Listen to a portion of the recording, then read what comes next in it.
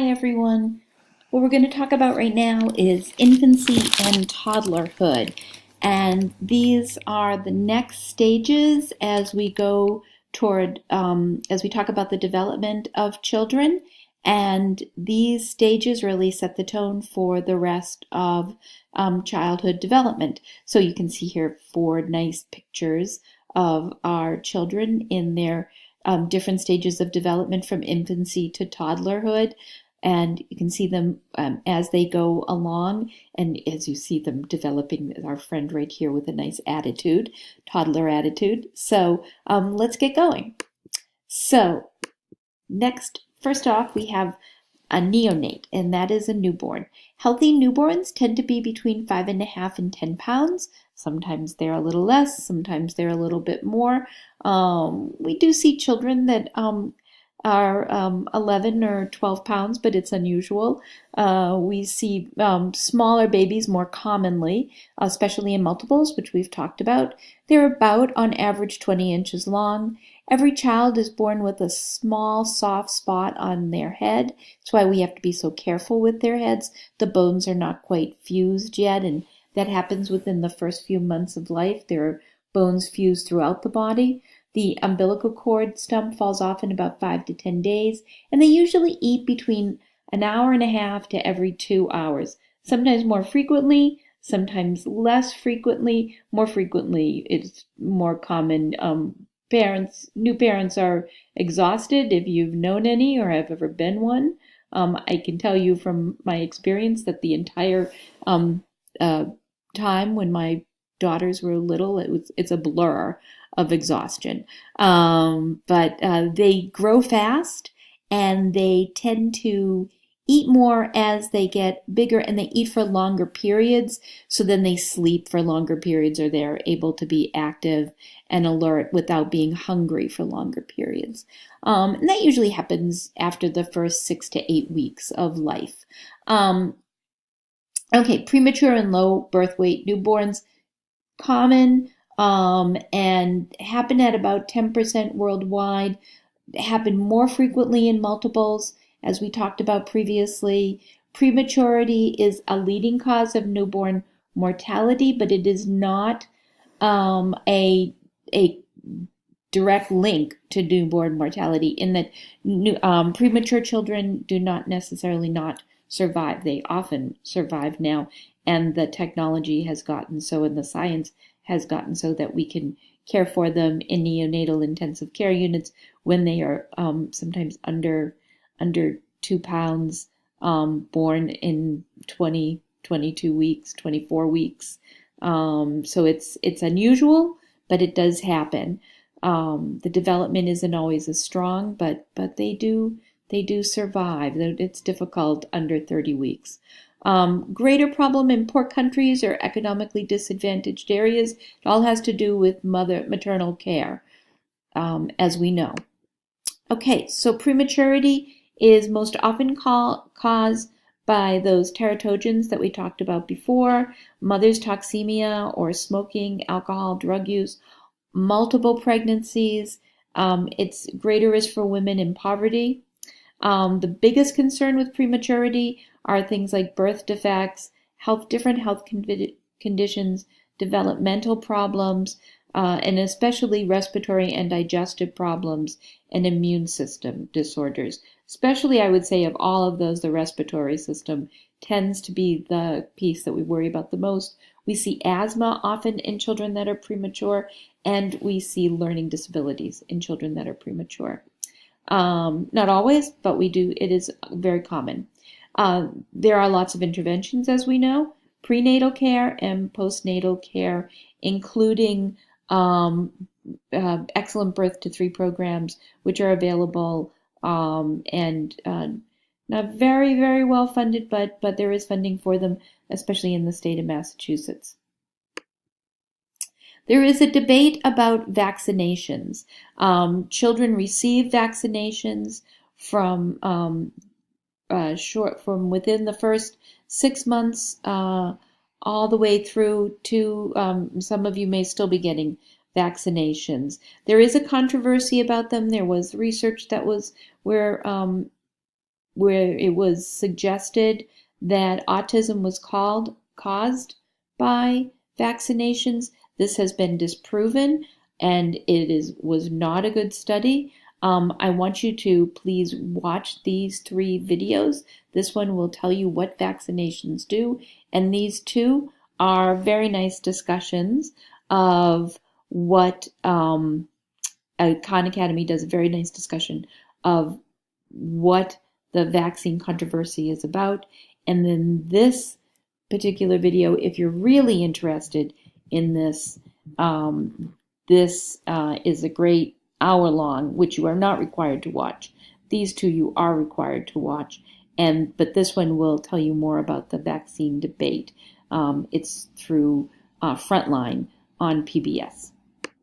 Okay, so babies have reflexes, and those reflexes are really help them survive at the beginning of their lives. And as you may know, when a baby is first born, they do an APGAR test, and that APGAR test looks at those reflexes. So they look at breathing, rooting, sucking, swallowing, and eye blinking, because those help a child survive at the beginning of their lives, especially, well, of course, breathing, obviously, but rooting and sucking, because we want to make sure that they can root, suck, and swallow so that they can learn to nurse or be fed with a bottle.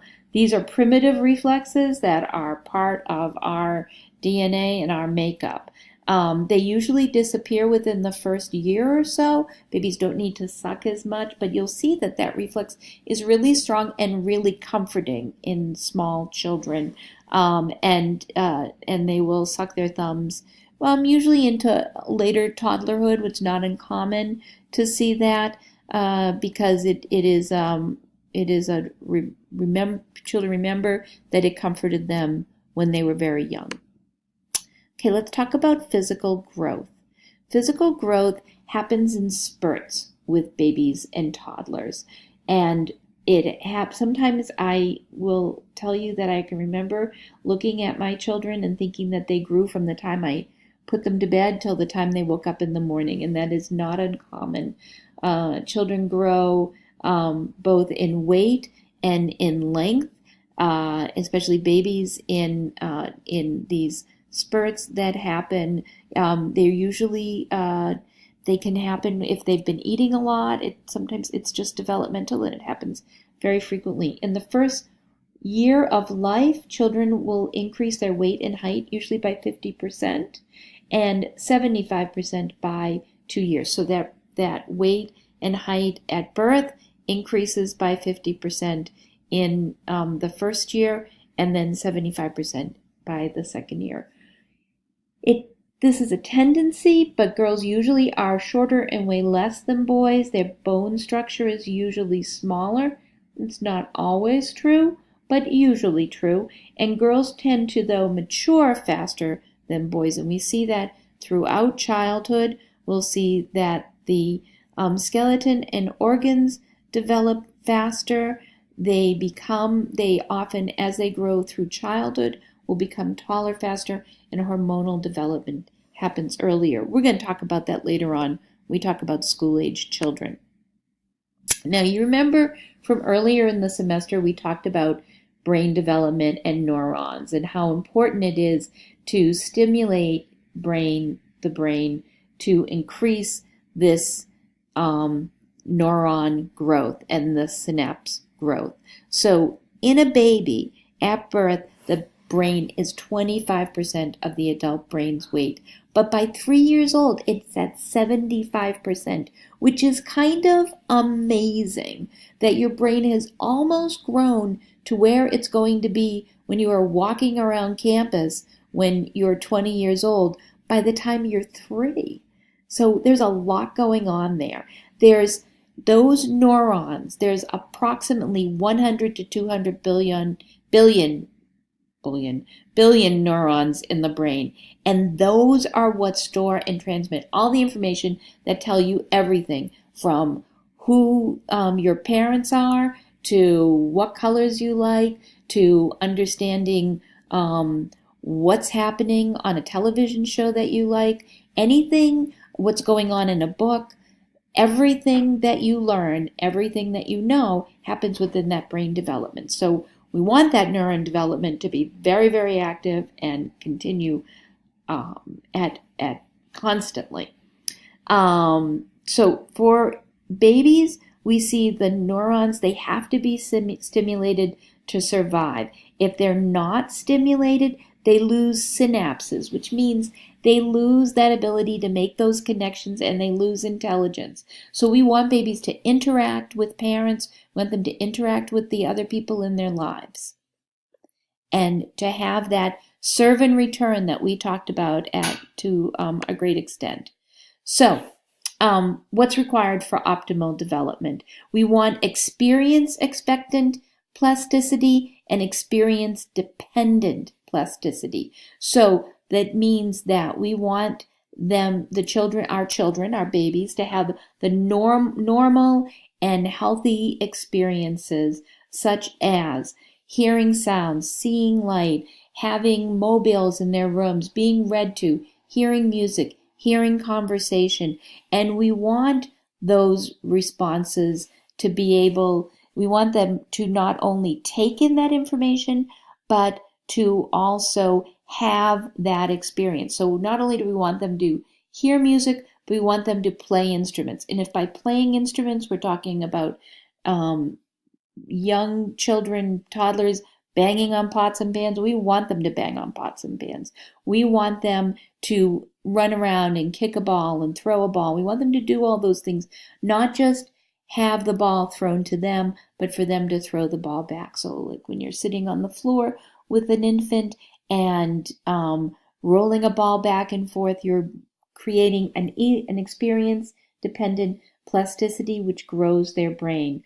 Those are very, very important experiences, and those lead up to the experiences that we have for our students in our classrooms from early childhood all the way through the elementary years. Don't minimize that role that you play. So, what influences the infant's physical growth? Breastfeeding is usually encouraged and is considered the optimal food for human babies, right? If you're a primate, you want to have, or you're any kind of mammal, you want to be fed by your mother, if possible. It doesn't have to happen. Children grow just fine, and there's a whole generation of us, myself included, whose mothers did not nurse, and it was not considered the thing to do. We grow up and we are healthy. But for optimal health, for optimal brain development, we like to have children breastfed. And it's recommended as the exclusive source of food till about 4 to 6 months. At 4 to 6 months, we usually introduce solid food, and we do that at that time because babies are able to sit up, hold their heads up, and that means they can swallow and digest food. Also, the digestive system is developing in the first few months of life as well, so they can't handle having solid food. We start out with very simple things like rice and strained peaches and all those yummy things. So, motor development and learning. This is the next area. We really want to talk about this because this idea that children develop fine and gross motor skills continue on and is an especially important part of the educational experience. We look at fine motor control as those things like grasping for a pen, reaching for your mother's hand, reaching for anything that's small. Those are fine motor movements. Gross motor movements are things like lifting up their heads, rolling over, sitting, standing, walking, all of that. And those give them not only their motor development, but the physical development that goes along with it, the muscle development, as well as being able to hold something like a little plastic set of keys means that they can then explore it and look at the color and the sound that particular item makes. Okay, I'm going to pause here, and from here you'll go to video 2.